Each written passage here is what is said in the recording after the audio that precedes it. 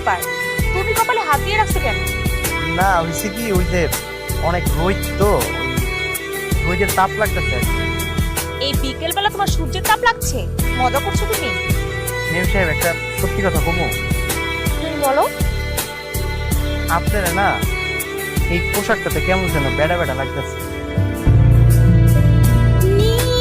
মেম সাহেব আমার ভুলে গেছে, মেম সাহেব আমার মাফ করে দেন, আমার ভুলে গেছে। আপনারা সব পোশাকই পরিমতো লাগে।